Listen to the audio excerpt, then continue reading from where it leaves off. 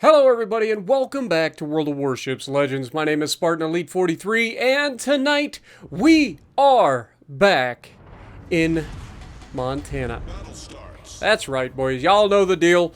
We out here, we're going to spawn mid on northern waters and we're going to go left to try to help that side win their side of the map.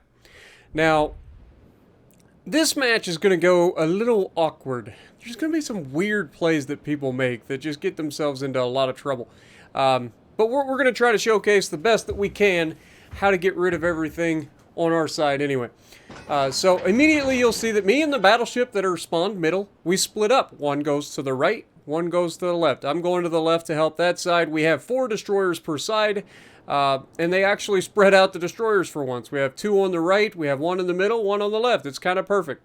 I wish there wasn't 4 destroyers per team, but, you know, it's one of those things you can't really do anything about. Which is actually what's going to make this one so much better is when you see the amount of damage that we end up putting up. Just remember, half the team has like 20,000 hit points or less that we're fighting. So, not a lot of damage out there for us, but we're still going to have us a solid game. Right off the bat, we've got a beautiful look at a broadside Musashi, just on the edge of our range. A lot of people say, oh, Spartan, you can't shoot long range with an American battleship because they just don't pen the Army's armor. Really? Are you sure about that? 25,000 damage. Didn't even Citadel him. Hit him for 25,000 damage. Who's Spartan? That's Musashi. It's not a Yami. The same freaking thing. Alright? But, yeah. We get smacked back because, again, broadside early in the match. We fired our guns. We knew it was coming. That's why we turned away. We negated a good chunk of damage by turning away. Conqueror out here, hiding behind the island. He's going to do a pretty solid job of paying attention, too. Like, I did not give this guy enough credit. I take a shot over the island, I'm thinking, oh, we got this. We're going to punch him in the mouth. Now, he turns away a little bit here, and that's going to negate a good chunk of my damage. And then he's going to stop. Now, we do get almost 11,000 damage there. Gross occur first actually citadeled us, which was not ideal, and got a couple of other penetrations on us. And we're going to pay him back later. But right here, watch what this Conqueror ends up doing. Like, he's just sitting here. He's begging for it. I see a ship. We're like, okay, we got this. I take the shot. I do get spotted. And then he's just like, nope, I'm out. And it just takes off. It's like, oh my god, he's paying attention. What blasphemy, what kind of sorcery is this? So we end up missing that shot, unfortunately, because he just kind of like crept forward just enough to get out of the way of our shell. Now here, I'm anticipating getting shot back. Gearing has us lit up. Unfortunately, we don't have a shot on him because he's going to go dark before we get a chance to shoot at him. The GK, if you'll notice, the GK went all the way around the backside of the big island. I have no idea why, but he is.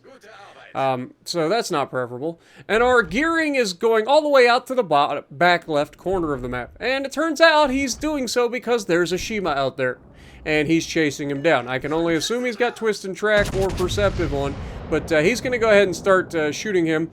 Shima dumps all of his torpedoes into the Yamato over here, Jaws of Doom.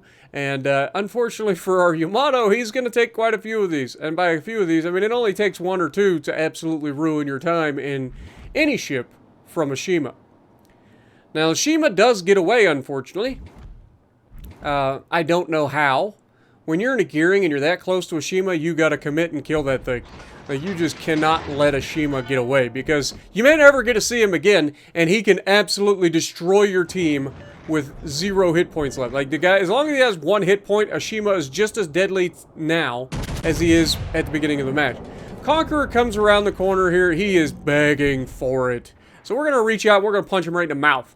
And you know how we do. There's 17,000 damage. Again, not even citadeling. Just straight 17,000 damage with penetrations. Jaws is asking for support, meaning he's probably wanting a little bit, or he's telling me to get back. I don't know. He's very upset, probably, due to the fact that his Yami just got touched by Shima. We've all been there. But that's when this Conqueror decides to go full dumb mode and turn full broadside in front of me and a Yami. Now, I'll be honest, I have no idea what the Yami was doing here. Like, I just blapped the crap out of him. I got a shot into him and reloaded, and our Yami still has not shot him. I have no idea where his shots are going. Maybe he's shooting at the Gross curve burst, but the Gross is, 19.7 kilometers away from me, and I'm closer. So I don't think Yami was shooting there. I'm thinking maybe he was just not paying attention. Maybe he was frustrated from the Shima getting a hold of him or whatever, but he missed an opportunity to finish off a Conqueror. And because of that, unfortunately, Armino is going to pay the price here, because Armino is now caught in the base with a Shima coming around the corner to spot, a Conqueror right there, and an Alaska ready to murder his face. Now, don't get me wrong. Armino does a pretty solid job. Armino ends up, I believe, top of the leaderboard in this match and has a ridiculously good game. The Gross first manages to finish off the Conqueror, which is huge.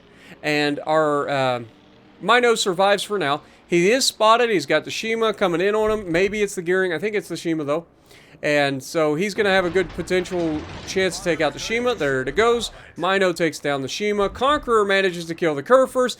So you can see there's a lot of action that was had in a short amount of time. That Conqueror managed to kill the Gross Kerr first after the Gross Kerr first had killed him. Which means he probably had a fire going. And that is very unfortunate. Now, Kerr first over here on our left is actually a problem at this point. Our Gearing has taken forever to do anything out there. After he saw that the Shima left, he should have, like, relocated or been a little bit... I don't know what he should have done, to be honest. But nobody really was in a hurry to, like, go after the Kerr first. So I'm in a position where I've got Alaska on my front that I'm actually worried is going to come around the corner and blap me. So I'm trying to stay angled to both of them as best I can. You can see I get angled enough here that the GK basically does nothing. We're going to go ahead, aim high, go for superstructure and potentially guns. We get a decent chunk with the front guns into the superstructure of the GK. And you can see I'm trying to keep my front guns in a position where I can attack the Alaska if I have to. And I've also got the rear guns in position to attack the GK. We're going to aim just above the second turret here, hoping for a good chunk. And yeah, we get 3 overpins into the superstructure that time. Not ideal. Alaska, I'm still paying attention. You can see I am full broadside at this point to a GK. I am expecting to get blapped. I'm hoping I don't get citadeled, and sure enough, we do get citadeled with one of those shells. It's not an ideal situation, but I knew it was going to happen. It's one of those situations where I knew going broadside to him that I was going to get in trouble. And we just get very, very lucky not to be removed. Now here, he opens up the angle. I'm going to go through that bow side plating, and we're going to plap the crap out of him. 8 full penetrations. No Citadel, obviously. Turtleback protecting him there. But don't need Citadels when you're hitting him that hard. I don't know exactly how much damage that was, but it was over 35,000 damage, I'm fairly confident. Like, his health just went gone. And it is that easy. But, yeah. In the end of the day, he Citadels us once and gets a couple of penetrations, and we blap the crap out of him. That's a trade I'm willing to take. And I've done that a couple of times with GKs and stuff in the past.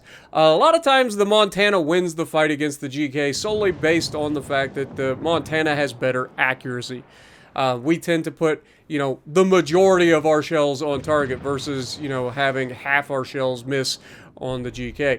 But Alaska here, again, has a good angle on us. He gets a good shot. We shoot the front guns through the side plating, and then just before we can get the rear guns on target, the Shima steals our kill, which is really unfortunate.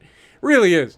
Like, I really wanted that kill. Here we are, 170,000 damage into a game where we literally busted our butt, carried as hard as we could. You can see I'm headed straight for the Bravo cap now. We've cleaned up our side. We've done everything we needed to do. Our Gearing is somehow, like, I don't know what he's doing. No one knows. But his original play of going after the Shima was great. And then I don't know what happened. He just kind of, like, decided the rest of the game not to really do anything. But we're going to try to push towards the B cap. I'm obviously spotted. And fortunately, this time, our Gearing does get the enemy spotted. And right here, the enemy could potentially just go into it's a Jutland.